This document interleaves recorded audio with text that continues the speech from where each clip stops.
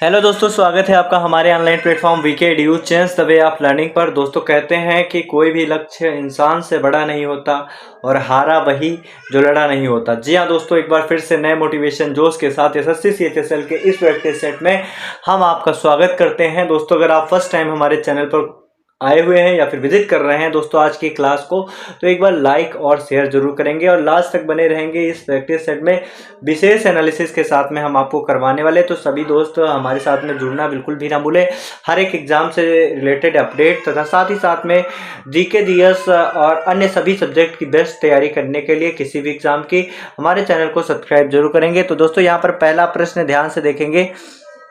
पहला प्रश्न है, निम्नलिखित में से किस वेद में गायत्री मंत्र का उल्लेख है? कमेंट सेक्शन में छाप देंगे किस वेद में गायत्री मंत्र का उल्लेख है। ऑप्शन ए है ऋग्वेद, ऑप्शन बी है यजुर्वेद, ऑप्शन सी है उपनिषद या फिर ऑप्शन डी है सामवेद। सही आंसर क्या होगा कमेंट सेक्शन में छाप देंगे। तो दोस्तों, अगर बात की जाएगी किस वेद में गायत्री मंत्र का उल्लेख किया गया, तो सभी दोस्तों को पता होना चाहिए किस वेद में गायत्री मंत्र का उल्लेख किया गया। इसका एकदम करेक्ट आंसर है ऋग्वेद। दोस्तों, ऋग्वेद में गायत्री मंत्र का उल्लेख किया गया है। किस दोस्तों मंडल में ऋग्वेद के किस मंडल में दोस्तों गायत्री मंत्र का उल्लेख किया गया है, तो इसे भी ध्यान रखेंगे सभी दोस्त। तीसरे मंडल में दोस्तों, तीसरे मंडल में गायत्री मंत्र का उल्लेख किया गया है। और गायत्री मंत्र की रचना किसके द्वारा की गई है, इसे भी एक बार कमेंट सेक्शन में छाप देंगे जितने सारे दोस्त जुड़े हुए हैं। गायत्री मंत्र की रचना किसने की है, तो विश्वामित्र ने दोस्तों, ऋषि विश्वामित्र ने दोस्तों गायत्री मंत्र की जो है रचना की। साथ ही साथ में अगर बात की जाएगी गायत्री मंत्र की, तो यह दोस्तों किसे समर्पित है, तो गायत्री मंत्र दोस्तों सावित्री देवी को समर्पित है। किसे समर्पित है, सावित्री देवी को समर्पित है।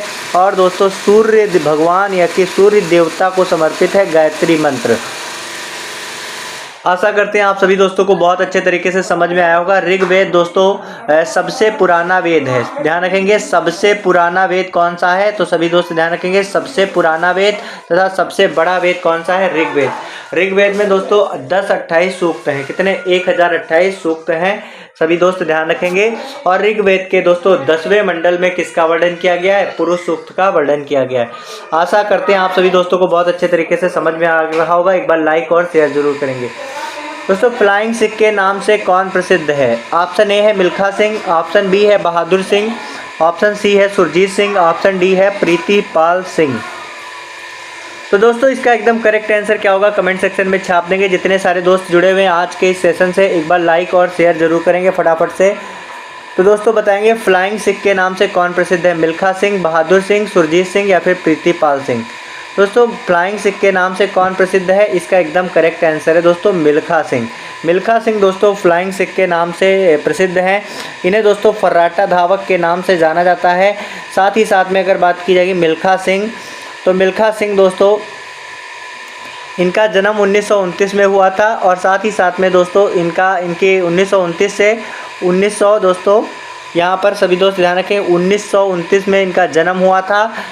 कहाँ पर इनका जन्म हुआ था दोस्तों कमेंट सेक्शन में छाप देंगे। इनका जन्म दोस्तों वर्तमान समय में यह हिस्सा पाकिस्तान में पड़ता है, इसे ध्यान रखेंगे। और 2000 दोस्तों 21 में इनका निधन हो गया था।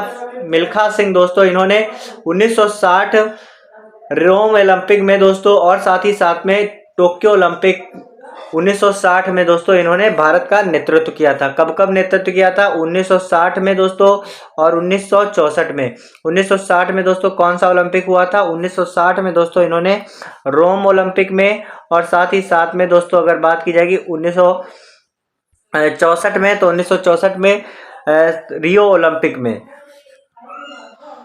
टोक्यो ओलंपिक में दोस्तों, टोक्यो ओलंपिक में इन्होंने क्या किया था, टोक्यो ओलंपिक में दोस्तों इन्होंने नेतृत्व किया था। क्या किया था, नेतृत्व किया था। टोक्यो दोस्तों कहां पर पड़ता है कमेंट सेक्शन में छाप देंगे। टोक्यो कहां पर पड़ता है, किस देश में टोक्यो स्थल पड़ता है। अगला दोस्तों प्रश्न ध्यान से देखेंगे, प्लीहा को निकाल देने से क्या होता है कमेंट सेक्शन में छाप देंगे। प्लीहा को निकाल देने से क्या होता है। ऑप्शन ए है एंटीबॉडी का उत्पादन, ऑप्शन बी है आरबीसी के उत्पादन में कमी, ऑप्शन सी है प्लेटलेट्स के उत्पादन में कमी या फिर ऑप्शन डी है प्लाज्मा की मात्रा में कमी। तो सभी दोस्त इसका सही आंसर क्या होगा कमेंट सेक्शन में छाप देंगे। प्लीहा दोस्तों इसे इंग्लिश में स्प्लीन कहा जाता है। तो प्लीहा को निकाल देने से एंटीबॉडी का उत्पादन होता है। क्या होता है? एंटीबॉडी का उत्पादन होता है। सभी दोस्त ध्यान रखेंगे, एंटीबॉडी के उत्पादन में दोस्तों क्या होता है? कमी होती है। एंटीबॉडी के उत्पादन में कमी हो जाती है। अगर दोस्तों प्लीहा को निकाल दिया जाए तो एंटीबॉडी के उत्पादन में कमी हो जाती है। सभी दोस्त ध्यान रखेंगे। प्लीहा की अगर बात की जाएगी तो दोस्तों प्लीहा जो है कहाँ पर पाया जाता है? कमेंट सेक्शन में छाप देंगे जितने सारे दोस्त जुड़े। प्लीहा की अगर बात करेंगे तो सभी दोस्त ध्यान रखेंगे, प्लीहा दोस्तों इसकी आकृति बैंगन के आकार का होता है। ध्यान रखेंगे, बैंगन के आकार का दोस्तों प्लीहा होता है और यह दोस्तों 4 इंच लंबा होता है। कितना? 4 इंच लंबा होता है दोस्तों प्लीहा। अगर बात की जाएगी प्लीहा की दोस्तों, तो प्लीहा पेट के बाईं ओर स्थित है। ये दोस्तों पेट में किधर स्थित होता है? पेट में दोस्तों बाईं ओर स्थित होता है प्लीहा। इसे सभी दोस्त ध्यान रखेंगे। और प्रतिरक्षा प्रणाली के हिस्से के रूप में रक्त को फिल्टर करता है। तो प्लीहा का कार्य क्या है दोस्तों? तो रक्त को फिल्टर करना किसका कार्य है? रक्त को फिल्टर करना या फिर शुद्ध करना। रक्त को फिल्टर करना दोस्तों इसका काम है प्लीहा का। इसे दोस्तों इंग्लिश में स्प्लीन कहा जाता है। अगला दोस्तों प्रश्न है, राजा राम मोहन राय ने निम्नलिखित में से किसकी स्थापना की थी? ऑप्शन ए है आर्य समाज, ऑप्शन बी है प्रार्थना समाज, ऑप्शन सी है ब्रह्म समाज और ऑप्शन डी है दोस्तों रामकृष्ण मिशन। तो राजा राम मोहन राय ने निम्नलिखित में से किसकी स्थापना की थी? कमेंट सेक्शन में छाप देंगे जितने सारे दोस्त जुड़े हुए। तो राजा राम मोहन राय की अगर बात की जाएगी तो सभी दोस्त ध्यान रखेंगे, राजा राम मोहन राय ने दोस्तों ब्रह्म समाज की स्थापना की थी। किसकी स्थापना की? ब्रह्म समाज की स्थापना राजा राम मोहन राय ने की थी। ब्रह्म समाज की अगर बात की जाएगी तो ब्रह्म समाज की स्थापना दोस्तों 1828 ईस्वी में की गई थी। ध्यान रखेंगे 1828 ईस्वी में दोस्तों इसकी स्थापना दोस्तों 2 लोगों ने की थी। एक तो दोस्तों आपके थे राजा राम मोहन राय और दूसरा कौन था? कमेंट सेक्शन में छाप देंगे जितने सारे दोस्त जुड़े हुए। एक तो थे राजा राम मोहन राय और द्वारिका नाथ टैगोर। दोस्तों नाम याद रखेंगे, कई बार आपके एग्जाम में पूछा जा चुका है। द्वारिका नाथ टैगोर, द्वारिका नाथ टैगोर और राजा राम मोहन राय, इन्होंने दोस्तों किसकी स्थापना की थी? ब्रह्म समाज की स्थापना की थी। और इसका मुख्य उद्देश्य क्या है? तो दोस्तों इसका मुख्य उद्देश्य था समाज में फैली कुरीतियों को मिटाना। ध्यान रखेंगे, समाज की कुरीतियों को मिटाना इसका मुख्य कार्य था। इसे सभी दोस्त ध्यान रखेंगे, समाज की कुरीतियों को मिटाना इसका मुख्य कार्य था। सभी दोस्त ध्यान रखेंगे। आशा करते हैं आप सभी दोस्तों को बहुत अच्छे तरीके से समझ में आ रहा होगा। अगला जो प्रश्न है उसकी तरफ आगे बढ़ेंगे। यहाँ पर दोस्तों अगला प्रश्न, जब कोई जहाज नदी से समुद्र में प्रवेश करता है वह थोड़ा सा ऊपर उठ जाता है, इसमें तो उस कंडीशन में क्या होता है? यहाँ पर पूछा जा रहा है, जब कोई जहाज नदी से समुद्र में प्रवेश करता है तो क्या होता है? वह थोड़ा सा ऊपर उठ जाता है, ऑप्शन बी है वह थोड़ा सा नीचे चला जाता है, या फिर ऑप्शन सी है वह उसी स्तर पर रहता है, ऑप्शन डी है वह जिस द्रव्य से बना है उसके आधार पर ऊपर उठता और नीचे जाता है। तो सही आंसर क्या होगा? कमेंट सेक्शन में छाप देंगे जितने सारे दोस्त जुड़े में हैं।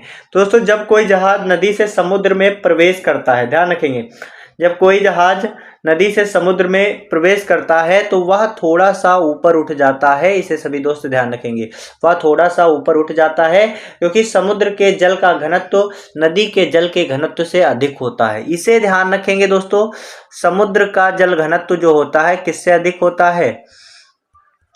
समुद्र का जल घनत्व, समुद्र का जल घनत्व नदी से ज़्यादा होता है, नदी से ज़्यादा होता है। सभी दोस्त ध्यान रखेंगे क्योंकि दोस्तों समुद्र का जल कैसा होता है तो सभी दोस्तों को पता है, समुद्र का जल जो है खारा होता है। खारा होने के कारण इसकी डेंसिटी दोस्तों ज़्यादा होती है, जिसके कारण दोस्तों क्या होता है, जब कोई जहाज नदी से समुद्र में प्रवेश करता है तो वह थोड़ा सा ऊपर उठ जाता है। समुद्र का जल घनत्व तो नदी से क्या होता है? अधिक होता है। ध्यान रखेंगे, अधिक होता है।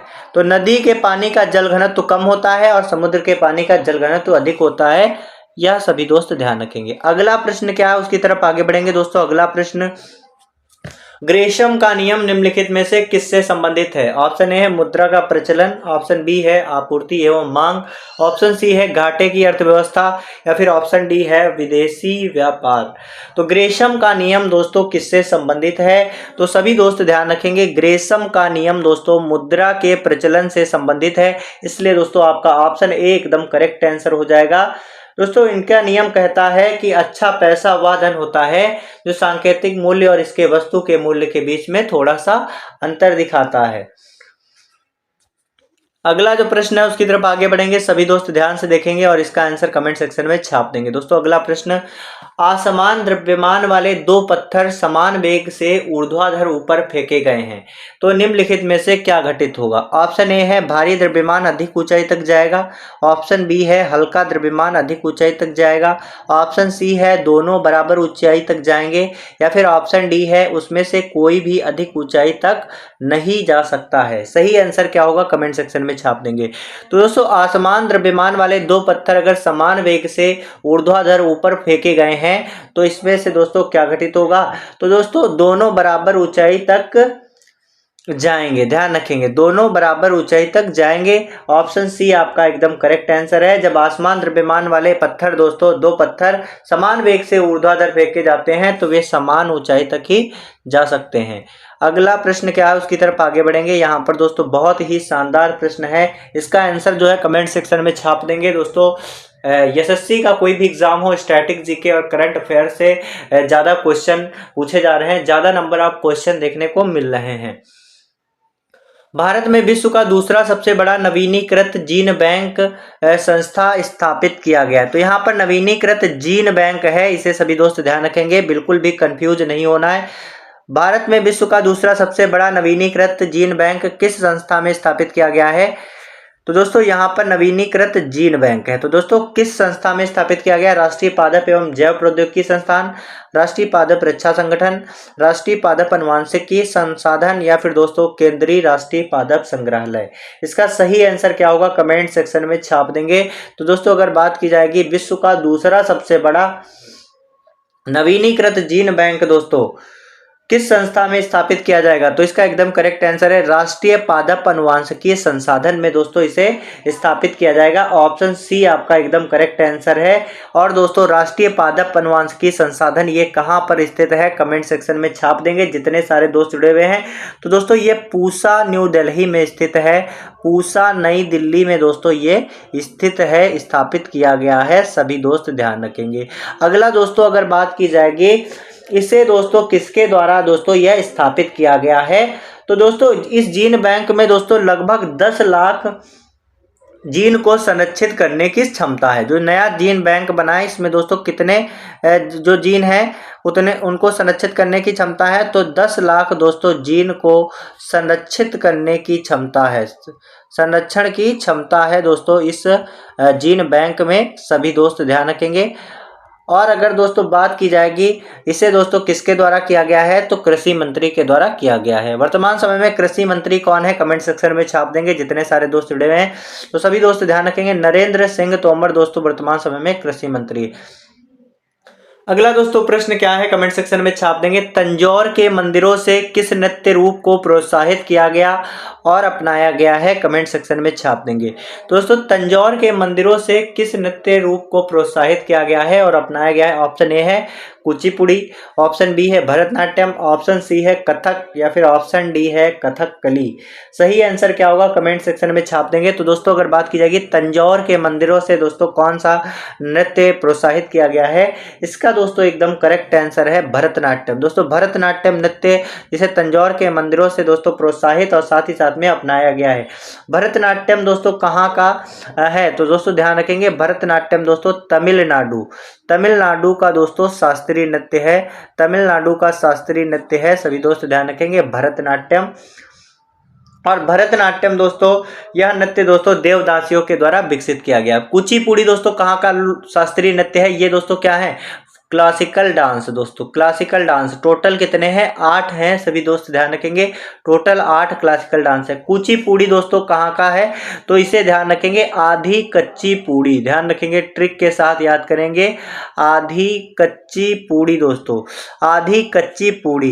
तो सभी दोस्त ध्यान रखेंगे आधी कच्ची पूड़ी से तो कुचिपुड़ी हो गया, और आधी से आपका बनता है आंध्र प्रदेश, आंध्र प्रदेश दोस्तों ध्यान रखेंगे आंध्र प्रदेश।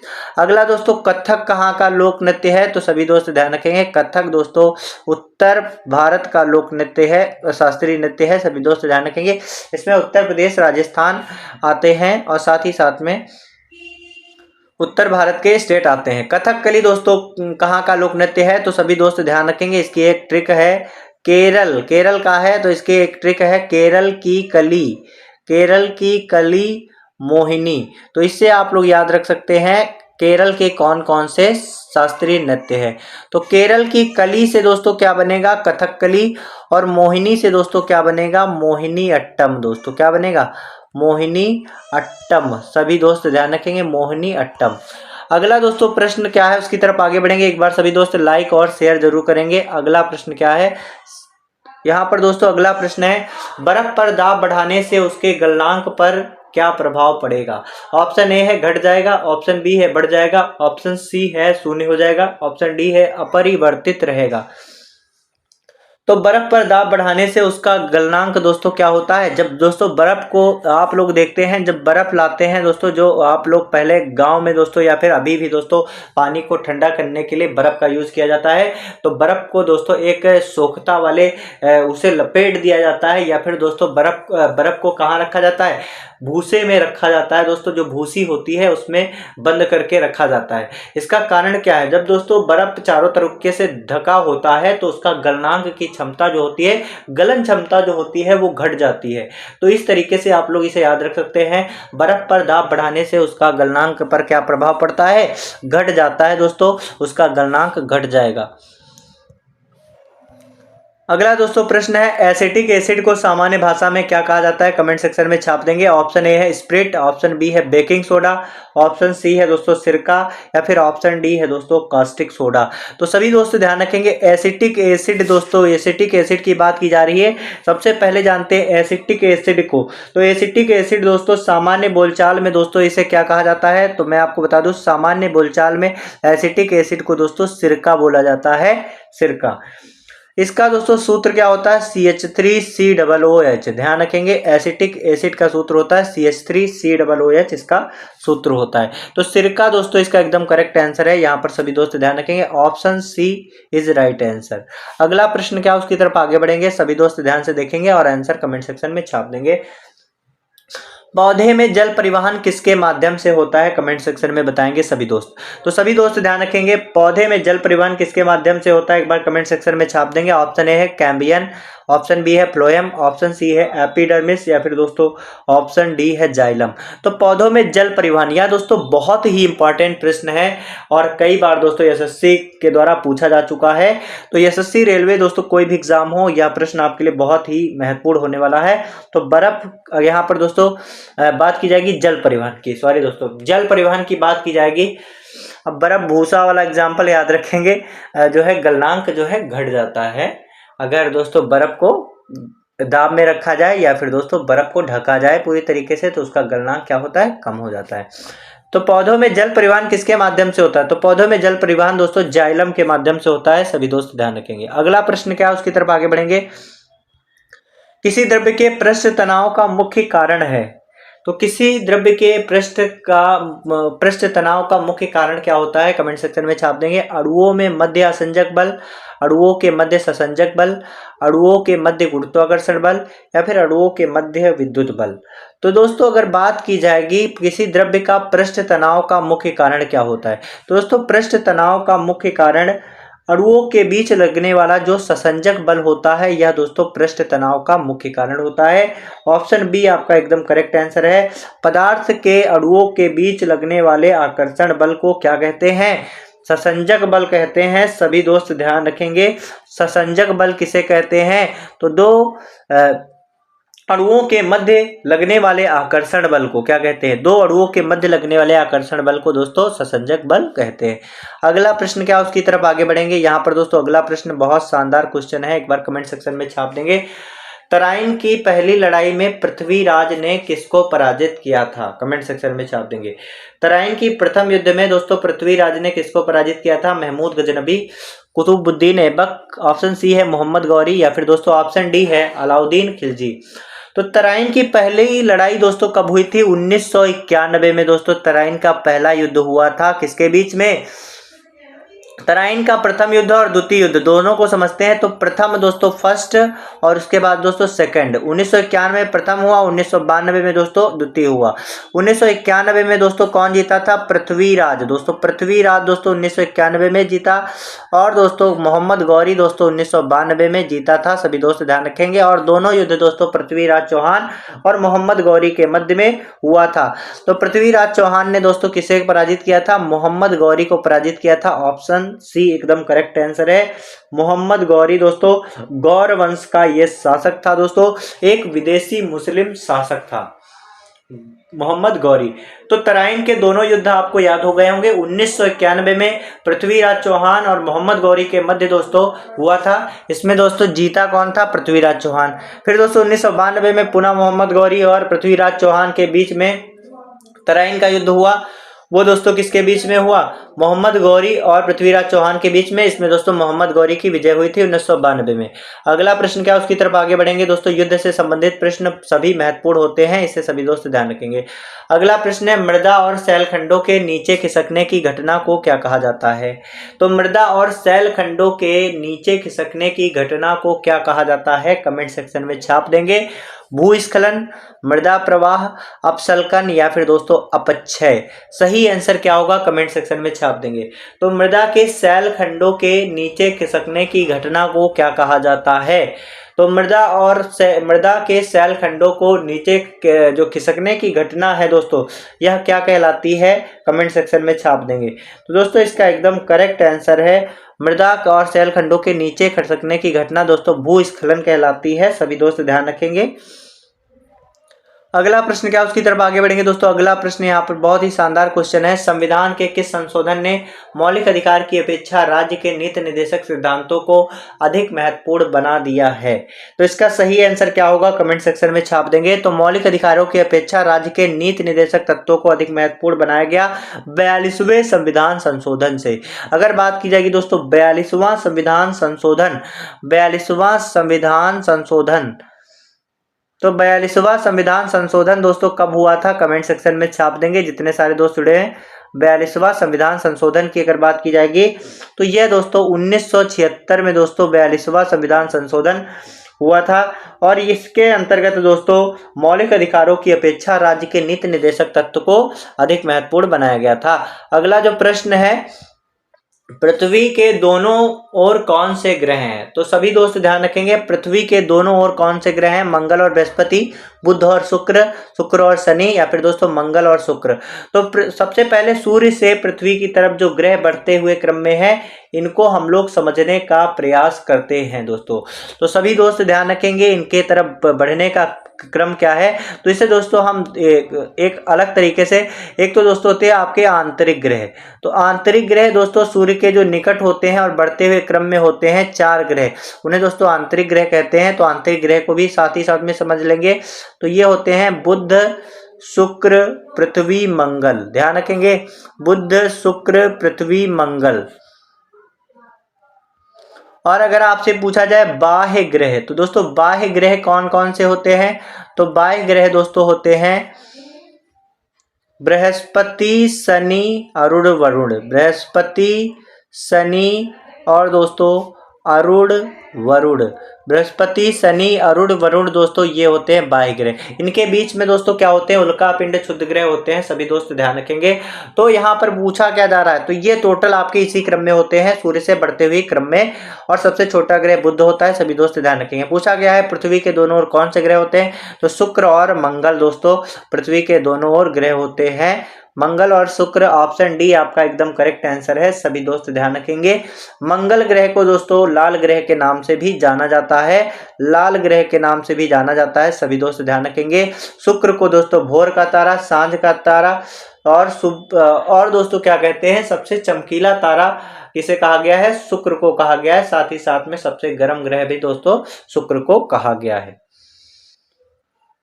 अगला दोस्तों प्रश्न क्या है उसकी तरफ आगे बढ़ेंगे। एक बार सभी दोस्त लाइक और शेयर जरूर करेंगे। राकीज, एंडीज, एटलस व हिमालय किस प्रकार के पर्वतों के उदाहरण है? वलित पर्वत, अवशिष्ट पर्वत, ब्लॉक्स या फिर ऑप्शन डी है ज्वालामुखी। सही आंसर क्या होगा कमेंट सेक्शन में छाप देंगे जितने सारे दोस्त जुड़े हुए हैं। तो राकीज, एंडीज, एटलस व हिमालय किस प्रकार के पर्वतों के उदाहरण है? तो राकीज, एंडीज, एटलस पर्वत दोस्तों वलित पर्वतों के उदाहरण है। ऑप्शन ए इसमें दोस्तों आपका एकदम करेक्ट आंसर है। सभी दोस्त ध्यान रखेंगे। ऑप्शन ए आपका एकदम करेक्ट आंसर है। सभी दोस्त ध्यान रखेंगे। वलित पर्वत दोस्तों लहरदार पर्वत होते हैं। सभी दोस्त ध्यान रखेंगे। अगला प्रश्न क्या उसकी तरफ आगे बढ़ेंगे। भारत में उगाई जाने वाली अधिकतर कॉफी की किस्म है? ओल्ड चिक्स, कुर्क्स, अरेबिका या फिर दोस्तों केंट्स। तो भारत में उगाई जाने वाली अधिकतर कॉफी की किस्में दोस्तों क्या हैं? अरेबिका हैं। सभी दोस्त ध्यान रखेंगे। अरेबिका हैं। सभी दोस्त ध्यान रखेंगे। और भारत में दोस्तों अगर बात की जाएगी सबसे ज़्यादा उत्पादन कौन करता है, तो सबसे ज़्यादा उत्पादन करने वाला प्रदेश है कर्नाटक दोस्तों। कर्नाटक दोस्तों सबसे ज़्यादा उत्पादन करने वाला क्या है? कर्नाटक सबसे ज़्यादा उत्पादन करने वाला क्या है? प्रदेश है। सभी दोस्त ध्यान रखेंगे। और कर्नाटक के को छोड़कर ये दोस्तों कहाँ कहाँ पर उगाया जाता है? तो तमिलनाडु में भी दोस्तों उगाया जाता है। और साथ ही साथ में तीसरे नंबर पर दोस्तों केरल में उगाया जाता है। यहाँ पर सभी दोस्त ध्यान रखेंगे। अंतरराष्ट्रीय बाजारों में भारतीय दोस्तों जो कॉफी होती है इसकी बहुत ज़्यादा मांग होती है। अगला मत देने का अधिकार होता है। तो मत देने का अधिकार दोस्तों कौन सा अधिकार होता है? ऑप्शन देखेंगे फिर इसका सही आंसर आप लोग कमेंट सेक्शन में छाप देंगे। ऑप्शन ए है राजनीतिक अधिकार, ऑप्शन बी है नागरिक अधिकार, ऑप्शन सी है दोस्तों आर्थिक अधिकार या फिर ऑप्शन डी है कानूनी अधिकार। तो मत देने का अधिकार दोस्तों कैसा अधिकार होता है कमेंट सेक्शन में छाप देंगे। तो मत देने का अधिकार दोस्तों कैसा अधिकार है? तो मत देने का अधिकार दोस्तों होता है, यहाँ पर सभी दोस्त ध्यान रखें, राजनैतिक अधिकार। मत देने का अधिकार दोस्तों कैसा है? राजनैतिक अधिकार है दोस्तों मत देने का अधिकार। सभी दोस्त ध्यान रखेंगे। और ये दोस्तों मत देने का अधिकार किस आर्टिकल के द्वारा बताया गया है? तो सभी दोस्त ध्यान रखेंगे अनुच्छेद 325 दोस्तों, अनुच्छेद 325 के अंतर्गत कहा गया है जो भी दोस्तों वयस्क नागरिक हो यानी कि 18 वर्ष को पूर्ण हो, पागल व अपराधी ना हो, साथ ही साथ में दोस्तों पागल तथा दिवालिया ना हो और जिसे दोस्तों मताधिकार प्राप्त हो, तो दोस्तों वह व्यक्ति जो है मताधिकार से वंचित नहीं किया जा सकता है। और कोई भी व्यक्ति दोस्तों लिंग और जाति, संप्रदाय, धर्म के आधार पर उसे मतदान करने से वंचित नहीं किया जा सकता है। तो ये दोस्तों मत देने का अधिकार एक राजनीतिक अधिकार है। आर्टिकल 325 के अंतर्गत इसे दोस्तों एक्सप्लेन किया गया। अगला दोस्तों प्रधानमंत्री मोदी ने ऊर्जा के स्वतंत्र होने के लक्ष्य को कब तक रखा है? ऑप्शन ए है 2045, ऑप्शन बी है 2030, ऑप्शन सी है 2047 या फिर दोस्तों ऑप्शन डी है 2050। तो इसका एकदम करेक्ट आंसर क्या होगा कमेंट सेक्शन में छाप देंगे। तो मोदी जी के द्वारा ऊर्जा के स्वतंत्र होने का लक्ष्य कब तक रखा गया है? 2047 तक। सभी दोस्त ध्यान रखेंगे 2047 तक। और दोस्तों यह इन्होंने कब रखा था? 2021 में दोस्तों यह लक्ष्य रखा गया था। 15 अगस्त दोस्तों, 15 अगस्त 2021 को दोस्तों प्रधानमंत्री नरेंद्र मोदी के द्वारा यह लक्ष्य रखा गया था। और कब तक रखा गया है? 2047 तक ऊर्जा के स्वतंत्र बनाए रखने का लक्ष्य। अगला दोस्तों प्रश्न क्या है उसकी तरफ आगे बढ़ेंगे। सभी दोस्त यहाँ पर देखेंगे और सही आंसर जो है कमेंट सेक्शन में छाप देंगे। राष्ट्रीय सुरक्षित मातृत्व दिवस कब मनाया जाता है? ऑप्शन ए है 10 अप्रैल, ऑप्शन बी है 11 अप्रैल, ऑप्शन सी है 12 या फिर ऑप्शन डी है 13 अप्रैल। राष्ट्रीय सुरक्षित मातृत्व दिवस कब मनाया जाता है दोस्तों बताएंगे कमेंट सेक्शन में जितने सारे दोस्त जुड़े हैं। तो राष्ट्रीय सुरक्षित मातृत्व दिवस कब मनाया जाता है? तो सभी दोस्त ध्यान रखेंगे राष्ट्रीय सुरक्षित मातृत्व दिवस 11 अप्रैल को मनाया जाता है। कब मनाया जाता है? 11 अप्रैल को मनाया जाता है। सभी दोस्त ध्यान रखेंगे। ऑप्शन बी इसका एकदम करेक्ट आंसर है। अगला प्रश्न क्या है उसकी तरफ आगे बढ़ेंगे दोस्तों। इसका सही आंसर जो है कमेंट सेक्शन में छाप देंगे। नोबेल पुरस्कार दोस्तों, यहाँ पर पुरस्कार है ध्यान रखेंगे। नोबेल पुरस्कार किस क्षेत्र के योगदान के लिए नहीं दिया जाता है? शांति, चिकित्सा, अर्थशास्त्र या फिर कंप्यूटर विज्ञान। तो सभी दोस्तों को पता है कंप्यूटर विज्ञान। नोबेल पुरस्कार की अगर बात की जाएगी तो अल्फ्रेड नोबेल दोस्तों एक कहाँ के वैज्ञानिक थे? कमेंट सेक्शन में छाप देंगे। तो दोस्तों अल्फ्रेड नोबेल स्वीडन के वैज्ञानिक थे। सभी दोस्त ध्यान रखेंगे, कहाँ के वैज्ञानिक थे? स्वीडन के वैज्ञानिक थे अल्फ्रेड नोबेल। स्वीडन के वैज्ञानिक थे अल्फ्रेड नोबेल दोस्तों। और स्वीडिश एकेडमी के द्वारा दोस्तों यह पुरस्कार जो है वितरित किया जाता है। नोबेल पुरस्कार दोस्तों 6 क्षेत्रों में दिया जाता है। सभी दोस्त ध्यान रखेंगे, कौन कौन से 6 क्षेत्र हैं सभी दोस्त ध्यान रखेंगे, जैसा कि यहाँ पे पूछा गया है। इसी तरीके से दोस्तों कोई दूसरा ऑप्शन हो सकता है, आपको कंफ्यूजन हो सकती है, तो सभी दोस्त याद रखेंगे नोबेल पुरस्कार 6 क्षेत्रों में दिया जाता है। एक तो आपका फिजिक्स हो गया, केमिस्ट्री हो गया दोस्तों, चिकित्सा हो गया दोस्तों, चिकित्सा के क्षेत्र में नोबेल पुरस्कार दिया जाता है। साथ ही साथ में दोस्तों शांति के क्षेत्र में नोबेल पुरस्कार दिया जाता है। अर्थशास्त्र के क्षेत्र में दोस्तों नोबेल पुरस्कार दिया जाता है। और दोस्तों किस क्षेत्र में दिया जाता है कमेंट सेक्शन में छाप देंगे। यहाँ पर दोस्तों 5 हो गए, फिजिक्स, केमिस्ट्री, चिकित्सा, शांति और दोस्तों अर्थशास्त्र। साथ ही साथ में दोस्तों साहित्य के क्षेत्र में दोस्तों नोबेल पुरस्कार दिया जाता है। सभी दोस्त ध्यान रखेंगे। अगला जो प्रश्न है उसकी तरफ आगे बढ़ेंगे, कमेंट सेक्शन में छाप देंगे दोस्तों। नोबेल पुरस्कार दोस्तों को जो किसके नाम पर स्टार्ट किया गया? Alfred Nobel. अल्फ्रेड नोबेल के आविष्कार कौन कौन से, एक बार कमेंट सेक्शन में छाप देंगे। यहाँ पर दोस्तों अगला प्रश्न है, द्वैध शासन किस अधिनियम के द्वारा लागू किया जा सकता है? ऑप्शन ए है भारत सरकार अधिनियम 1909, ऑप्शन बी है भारत सरकार अधिनियम 1919 या फिर ऑप्शन सी है भारत सरकार अधिनियम 1935 या फिर उपरोक्त में से कोई नहीं। सही आंसर क्या होगा एक बार कमेंट सेक्शन में छाप देंगे। तो दोस्तों द्वैध शासन किस अधिनियम के द्वारा लागू किया जा सकता है? तो दोस्तों अगर बात की जाएगी द्वैध शासन की, तो सभी दोस्त एक बार कमेंट सेक्शन में छाप देंगे। जितने सारे दोस्त जुड़े हुए हैं एक बार सभी दोस्त लाइक और शेयर जरूर करेंगे। तो दोस्तों द्वैध शासन की अगर बात की जाएगी तो द्वैध शासन भारत सरकार अधिनियम 1919 के द्वारा पारित किया गया था। इसे सभी दोस्त ध्यान रखेंगे। और यह प्रथम विश्व युद्ध की समाप्ति के बाद दोस्तों लाया गया था द्वैध शासन अधिनियम। अगला प्रश्न क्या उसकी तरफ आगे बढ़ेंगे दोस्तों। अगला प्रश्न है, अग्नि की उड़ान पुस्तक के लेखक कौन है? कमेंट सेक्शन में छाप देंगे। Ruskin bond, APJ Abdul Kalam, option C है राजेंद्र प्रसाद या फिर ऑप्शन डी है किरण बेदी। सही आंसर क्या होगा कमेंट सेक्शन में छाप देंगे जितने सारे दोस्त जुड़े हुए हैं। अगर बात की जाएगी अग्नि की उड़ान पुस्तक के लेखक कौन है, तो इसका एकदम करेक्ट आंसर है दोस्तों एपीजे अब्दुल कलाम। एपीजे अब्दुल कलाम दोस्तों जिन्हें मिसाइल मैन के नाम से जाना जाता है। किस नाम से जाना जाता है?